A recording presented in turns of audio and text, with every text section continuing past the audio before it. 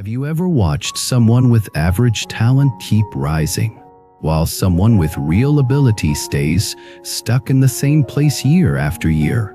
Have you ever felt your own potential shrink the moment you thought, "This is probably not going to work for me"? Welcome back to the channel. Today we are going to talk about something that sounds almost too simple, and that is exactly why many people ignore it. The power of belief. Not belief as a fantasy. Not belief as pretending everything is fine. Not belief as repeating pretty sentences while you keep living the same patterns. I mean belief as an inner permission slip. Belief as the quiet decision to try fully. Belief as the ability to stay steady long enough for results to appear. Belief as the willingness to act before you have proof. Because here is the hard truth that many people never admit. A lot of people do not lose because they lacked talent. They lose because they never truly enter the arena. They stand at the door. They imagine failure. They feel shame. And then they call it realism. They call it being practical. They call it knowing themselves. But what they are actually doing is protecting themselves from disappointment by choosing defeat early. And the cost of early defeat is enormous, because it does not just stop one attempt. It trains your identity. It teaches your nervous system that effort is dangerous. It teaches your mind that hope is embarrassing. It teaches your heart to lower its voice. And after years of that training, you do not just fail at goals, you fail at being alive with full presence. So the two ideas I want you to carry through this talk are these.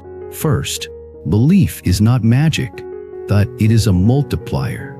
It multiplies your persistence, your focus, your creativity, your learning speed, and your ability to tolerate discomfort.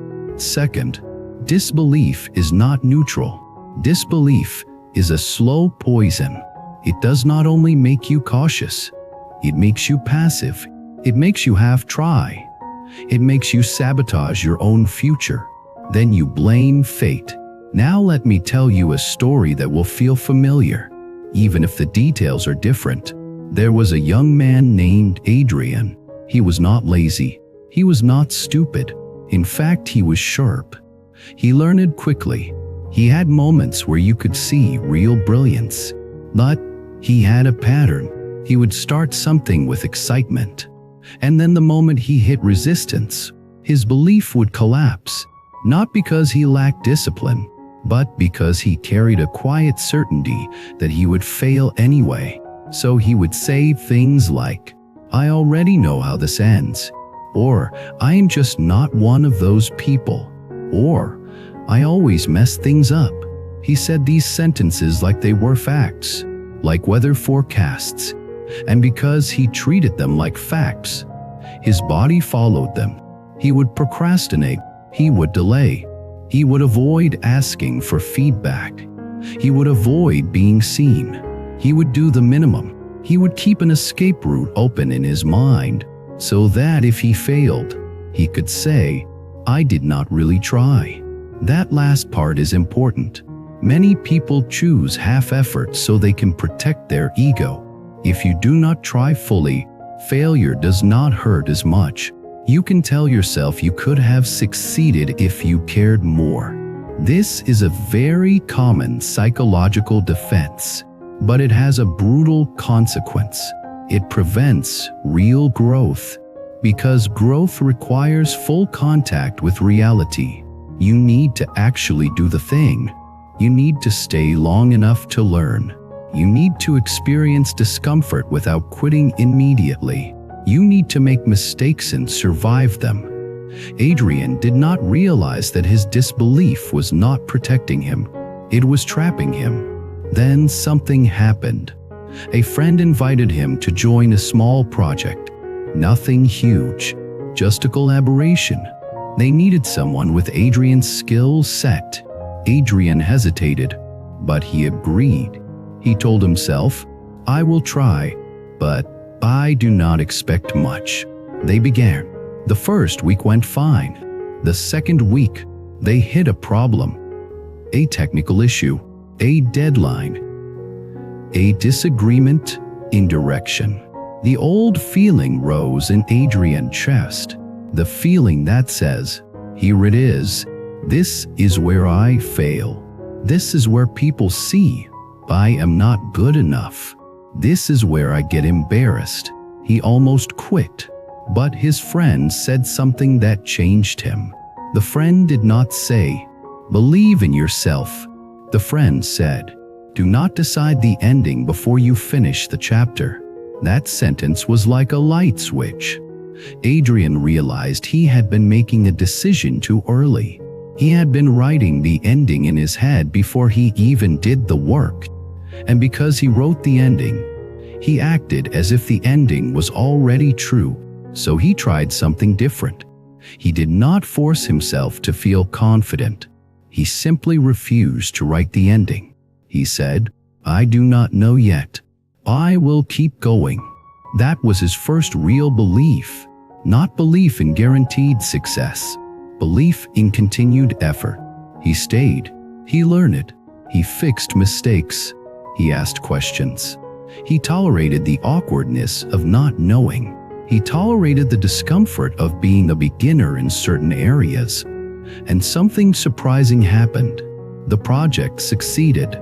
Not perfectly, but enough that it created momentum. People respected him, not because he was flawless, because he stayed. Now, here is the important part. The success did not create belief. The new behavior created a small belief, and the small belief created a chance for success. And once he experienced that chain, his identity started to shift. This is how belief works. It is not a sudden explosion. It is a gradual change in the way you respond to uncertainty. Let us talk about what belief actually is.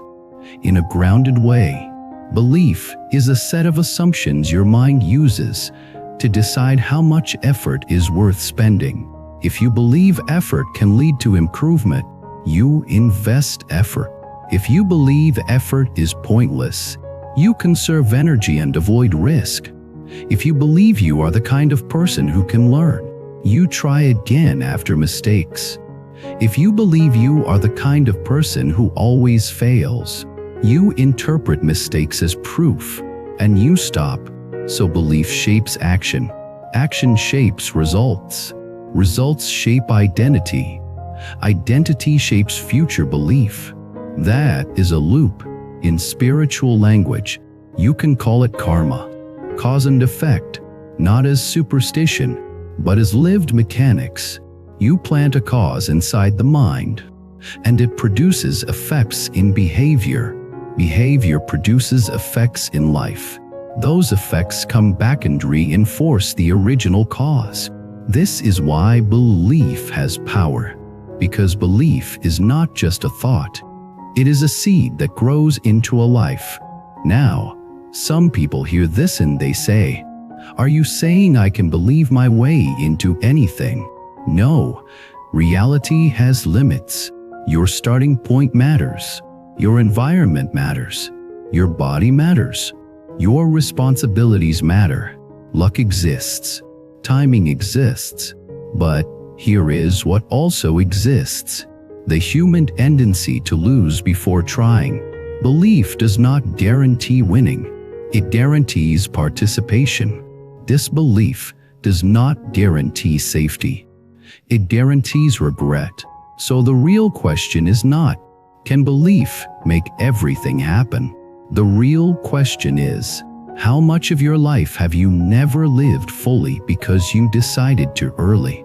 Now let us go deeper into why belief is hard for so many people.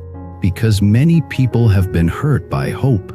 They hoped in the past, and it did not work. They trusted someone, and they were betrayed. They tried something, and they failed publicly. They were excited, and someone mocked them. They dreamed, and someone told them they weren't realistic. So hope became painful. Belief became associated with shame.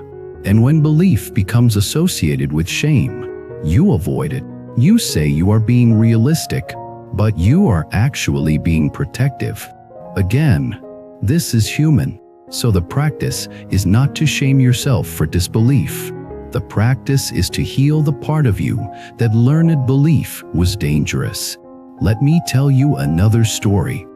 A woman named Serena wanted to start a small business. Nothing flashy, a service she was good at. People had told her she had talent, but every time she was about to take a step, she froze. She would say, "The market is too competitive." She would say, "I do not have enough experience." She would say, "What if I fail?" All of those were partly true, but they were not the real reason. The real reason was deeper. When Serena was younger, she once tried something publicly. She put her heart into it, and someone close to her laughed. Not kindly, cruelly. They made her feel foolish for even trying. That moment became a scar. So every time she felt excitement, the scar activated. Her body remembered humiliation. She did not just fear failure. She feared the emotional pain of being seen and judged. So she avoided. Then one day, she made a small decision. She would not try to believe in guaranteed success. She would believe in one small thing. She would believe she could tolerate discomfort. That is a different kind of belief. It is not belief that you will win. It is belief that you will survive learning. So she took one small step. She created a simple offer. She told one person. One person became a client. That created a tiny proof. Not proof that she would become famous, proof that she could move. Then she took another small step. She improved. She learned. She adjusted. Her belief grew like a flame fed by small sticks, not one giant log.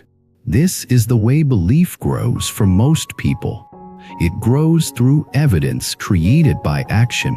So if you are waiting to feel confident before acting, you might wait forever. Action creates confidence, not the other way around. Now I want to talk about the word believe, because many people misunderstand it. Belief is not pretending you feel strong when you feel weak. Belief is not denying reality. Belief is choosing a helpful interpretation of reality.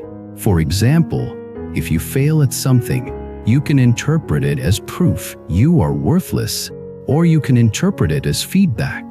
Both interpretations are stories, but one story leads to growth, and the other story leads to collapse.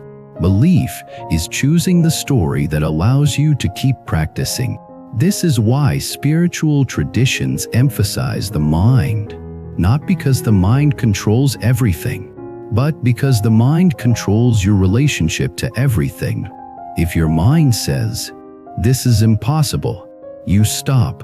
If your mind says, "This is hard but learnable," you continue. Same reality, different destiny. Now let us look at how disbelief ruins people with real ability. Disbelief often appears as perfectionism. A perfectionist says, "If I cannot do it perfectly, I will not do it." They call it high standards, but underneath, it is fear of being seen as imperfect. Perfectionism is often disbelief, disguised as discipline. It is disbelief that you can be loved while learning. Disbelief that you can fail and still be respected. Disbelief that you can improve through messy effort. So the perfectionist stays stuck in preparation. They read, they plan, they research, they watch, they wait, they polish. And because they never truly begin, they never truly build competence, then they say, "See, I am not good enough." But they were never training, they were hiding. Belief is what allows you to be a beginner. Belief is what allows you to be bad at something for a while without letting it destroy your identity. That is a superpower. Now let me bring this into daily life, because belief is not only for big goals. Belief controls your mood, your relationships, and your ability to heal. Think about health. A person gets a diagnosis or a setback. If they believe, I can improve my habits and support my recovery, they tend to follow through. They ask for help. They stay consistent. If they believe it is hopeless anyway, they neglect themselves. They eat whatever. They stop moving. They isolate. Their condition often worsens. Again, not magic. Behavior. Think about relationships. If you believe conflict can be repaired, you communicate, you apologize, you set boundaries, you learn. If you believe people never change, you either avoid intimacy or you become controlling. You stop trying, or you try to force. Both create suffering. Think about work. If you believe you can develop skills, you seek feedback, you try new tasks, you take reasonable risks. If you believe you are stuck, you avoid, you complain, you wait for someone to rescue you. So belief is not a motivational poster. Belief is the operating system. Now, I want to talk about belief in a deeper spiritual sense, because your original topic points towards something profound. Belief is a kind of inner alignment. When your mind believes you can get better, your attention starts looking for solutions. When your mind believes you can be free, your attention starts noticing traps. When your mind believes you can heal, your attention starts noticing patterns. When your mind believes you can contribute, your attention starts noticing opportunities to serve. Attention is energy. Where attention goes, life goes. So belief directs attention, and attention directs action. This is why belief has power. Now let us go even deeper. Many people are not only missing belief, they are missing permission. Some people grew up in environments where ambition was punished. If they tried to stand out, they were told not to. If they dreamed, they were mocked. If they succeeded, they were resented. So they learned, do not shine. They became experts at shrinking. Then later, as adults, they say they lack confidence. But the deeper issue is that their nervous system believes growth is socially dangerous. So belief is not only a thought, it is a feeling of safety. If you want belief, you must create safety inside. How do you create safety inside? You begin by changing how you talk to yourself. Many people speak to themselves with cruelty, and then they wonder why they lack belief. If you had a friend who constantly insulted you, would you feel brave? If you had a coach who told you you are hopeless, would you keep practicing? So why do you allow that voice inside? Now, do not panic. That voice is not evil. It is often an old protector. It tries to prevent embarrassment by lowering expectations. It says, do not hope, so you do not get hurt. But the protector does not realize that avoiding hope is also a form of pain. It creates a slow, gray life. So instead of fighting the voice, you acknowledge it. You say, I know you are trying to protect me. Thank you, but I am choosing growth. This is compassion toward yourself. And compassion is part of belief, because belief requires kindness. You cannot bully yourself into genuine confidence. Now I want to give you a long story that ties these ideas together. The kind of story you can feel, not just understand. Imagine someone named Claire. Claire is competent, thoughtful, and kind. She works hard. She cares about doing things well. But inside, she has a quiet habit. She predicts disappointment. Before she starts something, She imagines how it might fail. Before she shares an idea, she imagines people judging her. Before she applies for something, she imagines rejection. She calls it being prepared, but it is actually a form of emotional self-defense. One day, an opportunity appears, a leadership role. People tell her she should apply. Claire smiles and says maybe. Inside, she feels a knot. Her mind says, "You are not ready. If you apply and do not get it, it will be embarrassing. If you get it, you might fail and everyone will see." So she delays. She drafts the application. She edits it. She waits. Deadline approaches. She tells herself, "I will apply next time." She does not apply. Another person applies. A person with less skill but more belief. That person gets the role. Claire feels a heavy sadness. Not jealousy exactly. Something deeper. Regret mixed with self-betrayal. She tells herself, "I guess I am just not a leader." Now watch the chain. One thought becomes an identity. Identity becomes a destiny. Weeks later, Claire hears a line in a talk, similar to what I told you earlier. Some people do not lose because they fail. They lose because they never begin. That line haunts her. She begins watching herself in daily moments. She notices how often she decides endings early. She notices how often she avoids being seen. She notices how often she does half effort so she can protect her ego. She notices how often she asks for permission from others, not with words, but by waiting for someone to reassure her. Then she does something small and brave. She starts practicing belief as behavior. She chooses one small challenge each week where she will try fully, not perfectly, fully. 1 week, she speaks up in a meeting with a clear idea. Her voice shakes slightly.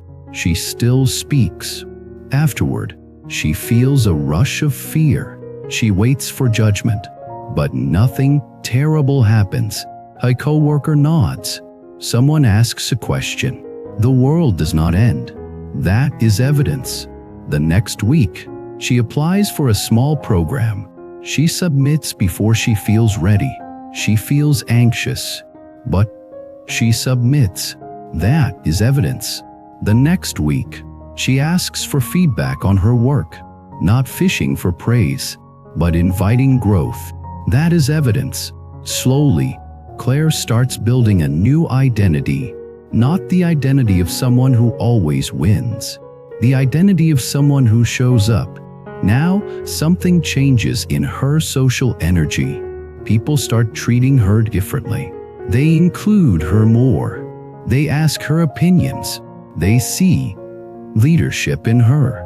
Again, not magic. When you believe, you act. When you act, you become visible. When you become visible, the world can respond. Months later, another opportunity appears. Claire applies. She does not get it, but she does not collapse. She feels disappointment. Then she learns. She asks what she can improve. She stays in the game. That is belief. Belief is not getting what you want every time. Belief is staying in the game long enough for life to open. Now let us talk about the most painful form of disbelief. Disbelief that you can be okay. Many people do not only doubt their success, they doubt their ability to feel okay even if they fail. So they avoid risk entirely. This is why belief must include resilience. If you want to grow, you must believe you can handle discomfort. That is the strongest belief of all. Because the world is uncertain. Outcomes are uncertain. But your ability to return to yourself can become steady. So here is a powerful truth. You do not need to believe you will always succeed. You need to believe you will not abandon yourself when you struggle. That belief changes everything. Now I want to connect this to destiny and moral cultivation.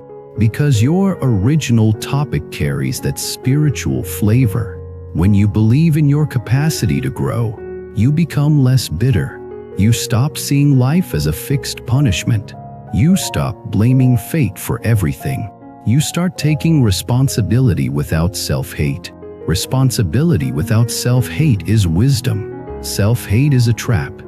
It makes you either quit or overcompensates. It makes you harsh. It makes you defensive. It makes you compare. It makes you jealous. It makes you speak with an edge. But when you believe you can learn, you become humble. You become teachable. You become patient. You become compassionate toward others' mistakes as well, because you see that everyone is learning. This is how belief leads to compassion, and compassion leads to better relationships. Better relationships lead to more support. More support leads to more stability. Stability makes belief easier. Again, a loop. Now, I want to talk about something modern that has been harming belief quietly. Constant comparison. When you constantly watch other people highlight reels, your belief gets chipped away. You see their wins, not their struggle. You see their confidence, not their doubt. You see their results, not their repetitions. So you feel behind. And feeling behind makes you want to quit before starting, because you imagine you cannot catch up. This is an illusion created by partial information. So part of cultivating belief is protecting your attention. If you want to believe in your path, you must stop poisoning your mind with constant scorekeeping. You must return to your own road, because your road is built by steps, not by scrolling. Now, I want to give you a practice, but I will describe it as a story you can follow, not as a rigid method. Imagine you wake up tomorrow and you choose one thing you want to improve.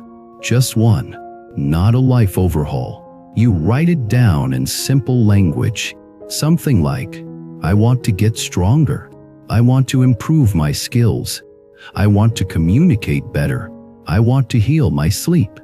I want to start the project. Then you choose a tiny action you can do daily for that thing. Tiny, small enough that your mind cannot argue. If it is fitness, it might be 10 minutes of movement.